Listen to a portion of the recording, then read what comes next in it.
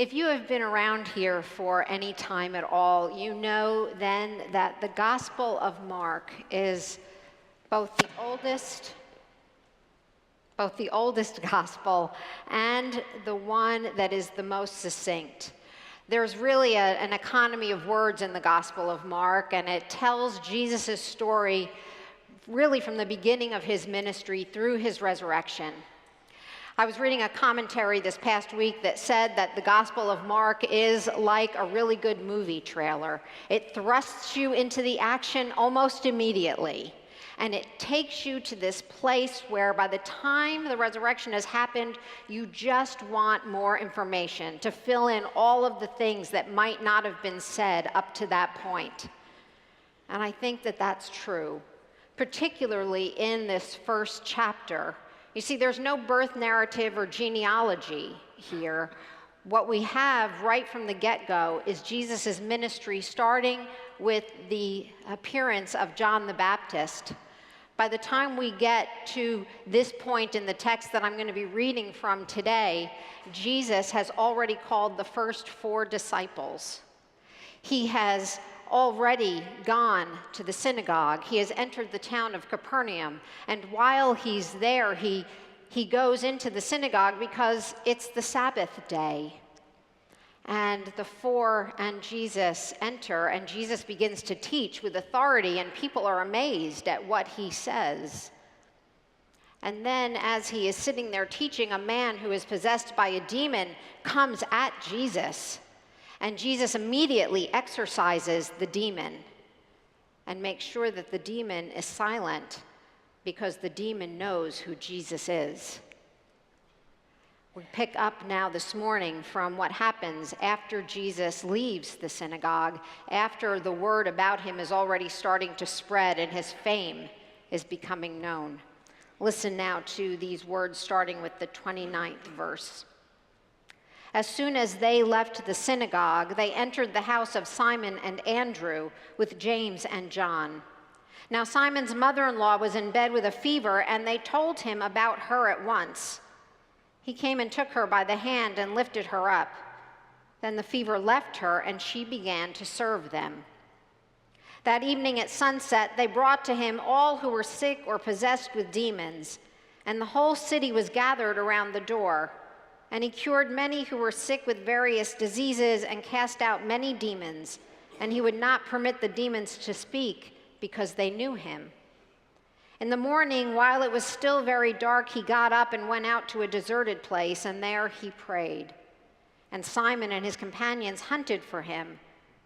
When they found him, they said to him, "Everyone is searching for you."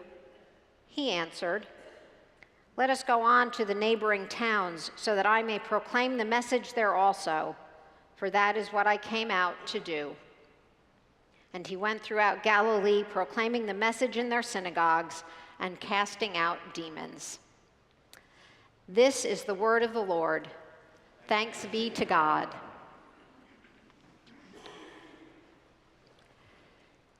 I have mentioned more than once, perhaps even from this place, that there are many voices that we are inundated with every single day.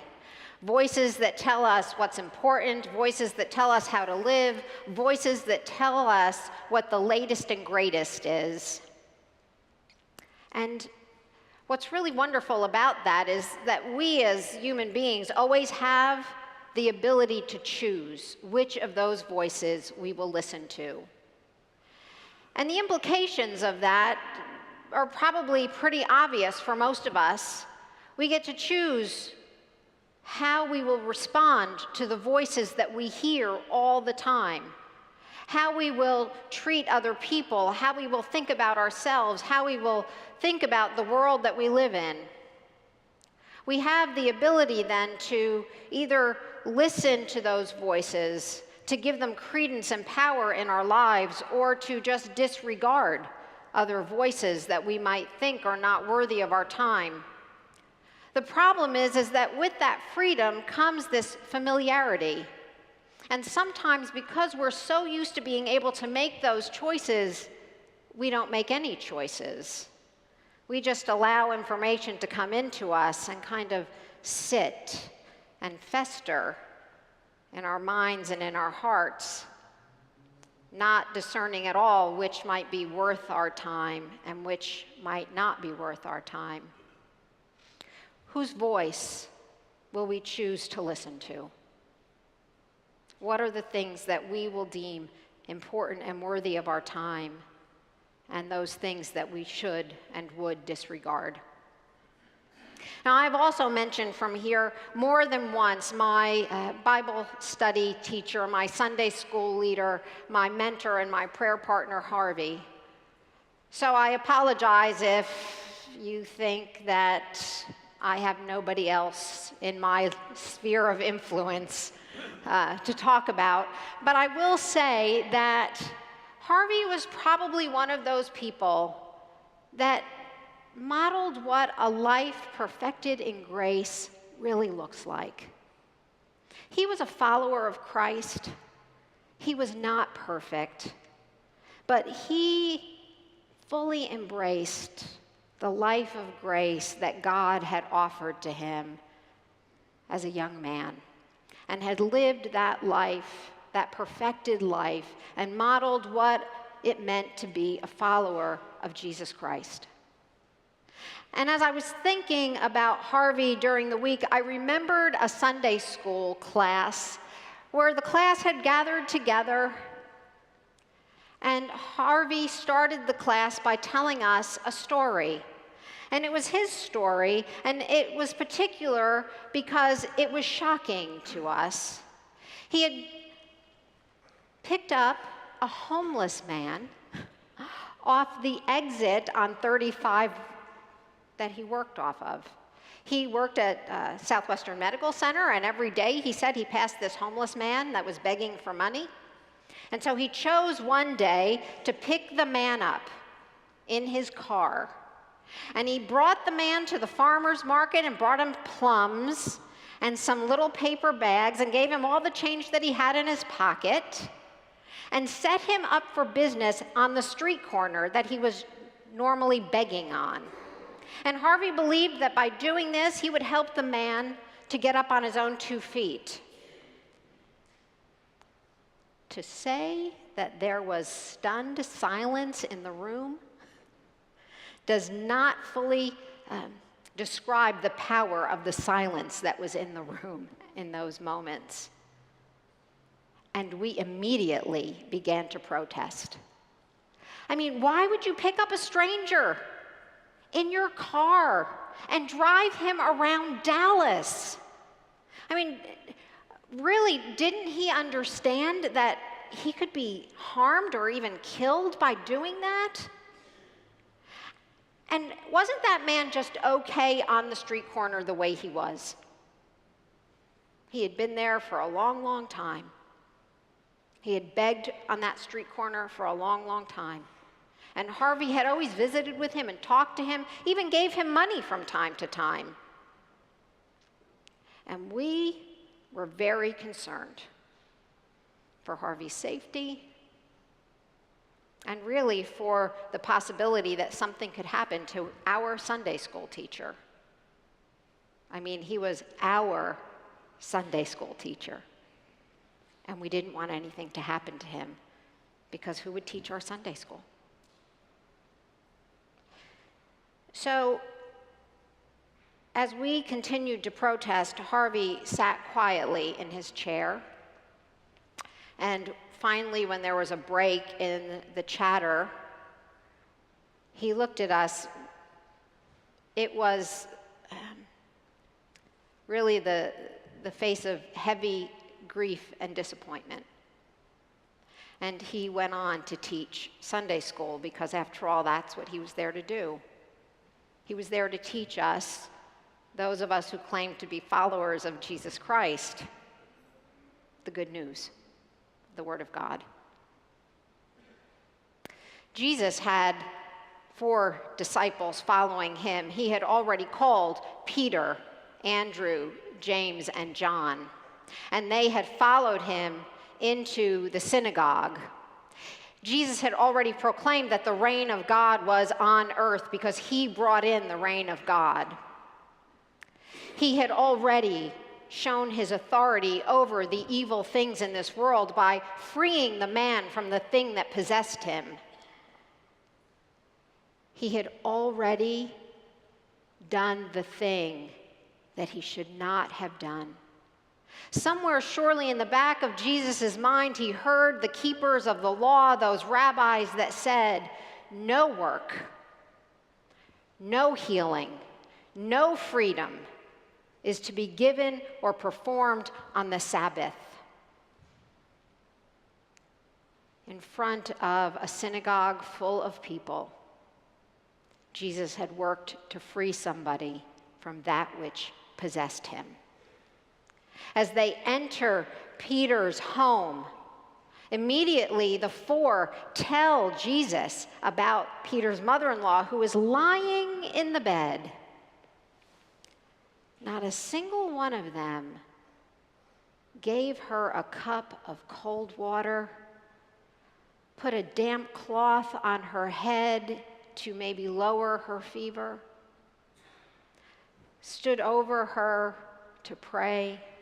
We have no indication that they did anything more than go and tell Jesus about her, because maybe somebody else, and not them, could do something about her condition.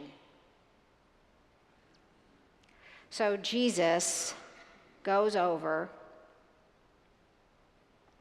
and I'm sure that the four are wondering, somewhere in the back of their mind, they're hearing those voices.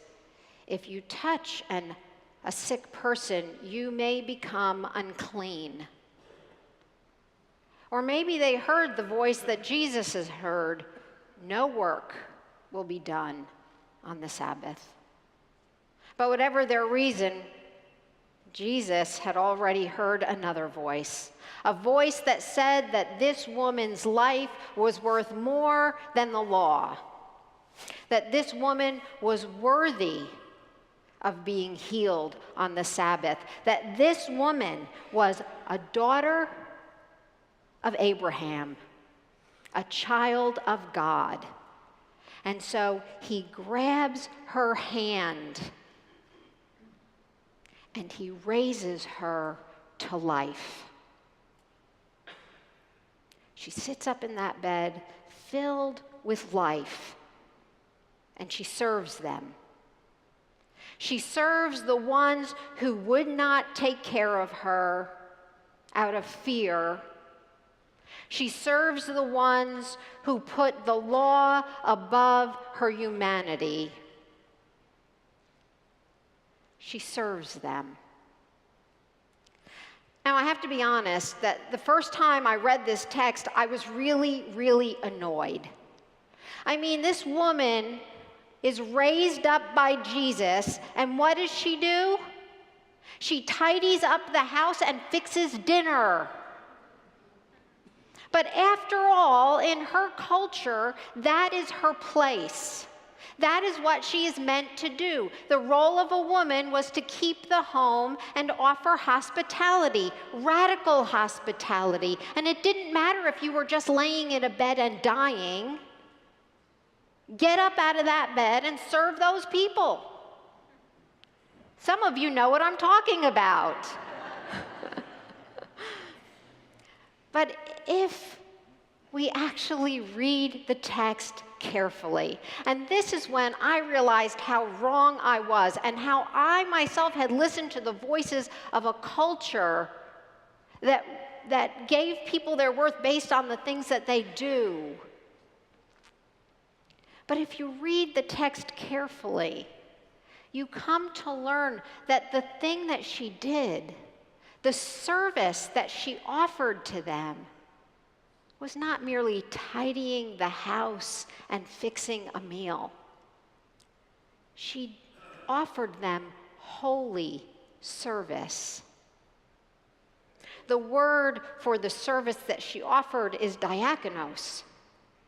It is the holy service that Christ himself offers to us in this place. Remember that the words of Jesus in the Gospels states clearly, I have not come to be served. I have come to serve diakonos. This unnamed woman who Jesus raises up becomes the first true disciple, the one who follows Jesus because she has been raised up to new life and has recognized the voice of the one who speaks life into her. She's not compelled to serve. She serves out of love. And if you wonder just how important this service is, recall the story of the temptation of Jesus 40 days in the wilderness. And at the end of that story, we hear that the angels came and ministered or served him. What she offers those who have chosen to hear the voices of the culture and of the religion speaking into their lives have been offered the same service that Jesus received from the angels. It is holy and wholesome and life-giving service. This is the service that we are called to offer because it is the service that we receive as followers of Christ. Those 4 disciples, they witnessed all of this. They also witnessed Christ continuing to heal and to free people all through the night. Even after the sun went down and the Sabbath was over, that work continued. The service of Christ to the most needy in that village continued through the night. There's no indication that those 4 called disciples ever did anything until the next day. You see, the next day, they realized that Christ is nowhere to be found. Where could Jesus have gone? And so the text tells us that the ones who were called to follow are now the ones who are hunting for him. They're not following, they're hunting. In all of the ways that hunting brings those images to your mind, that's what they're doing. Their intent is to lay hands on him when they find him and bring him back so that he can continue to take care of their people in their place at their time. Because after all, they know what's best, the way we know what's best. We know that it's best that our people get taken care of, that our people receive healing, that the ones that we have already decided are worthy of that kind of care and service receive all of it. Those are the voices that we never think about, that somehow weave their way into our minds and our hearts. Those voices get a lot more playtime than we often think about. But Jesus knew who he was, and he knew what he was there to do. He was there to spread the gospel. So he doesn't listen to the voices of those 4. He doesn't even offer them any time. It's totally disregarded. He looks at them and he says, we're going now. We're going to spread the gospel, to bring the good news, to bring the reign of God to bear on all people, in all places, at all times. I'm not going back. I'm going forward. I'm going to take care of the people all over this land, all over the world, that need to know that my grace is available, so that I might serve them and they might know that they have value and worth beyond what their culture, what their families, what their towns, what their governments say that they have.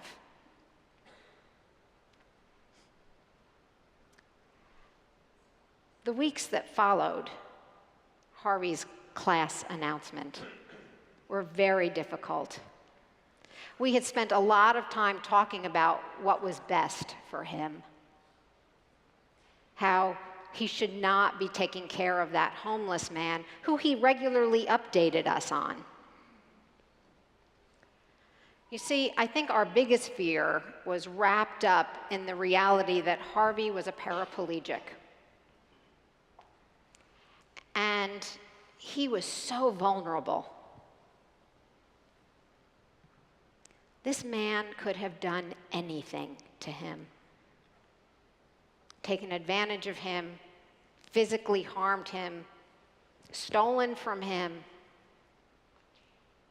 And so the day finally came when someone in the class decided enough is enough, and we're going to tell him no more, because we knew what was best for him, and we knew what was best for us.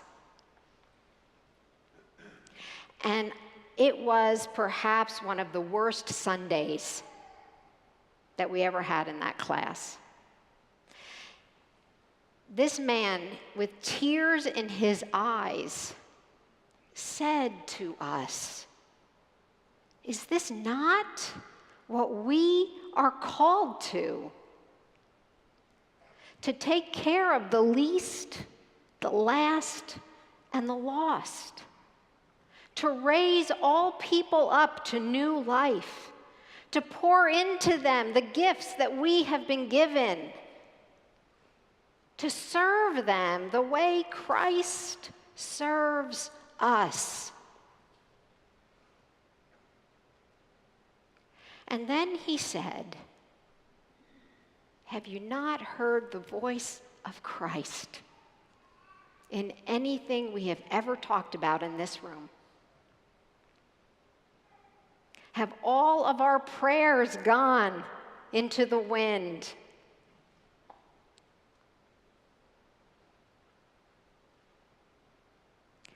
We had decided that we knew what was best. And we had also decided that Harvey, in his physical condition, was limited.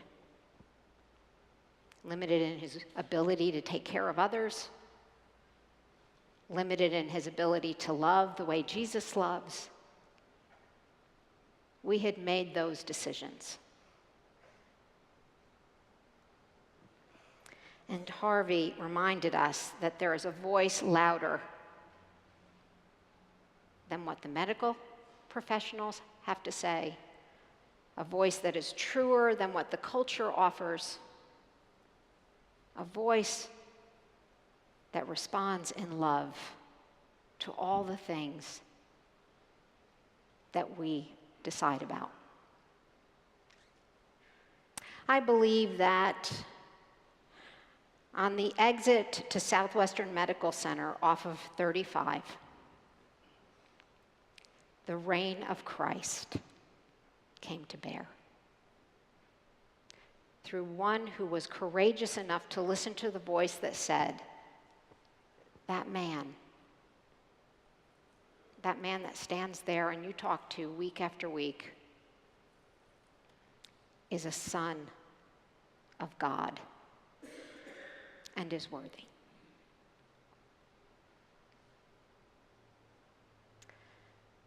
So whose voice? Whose voice will we choose this day to hear?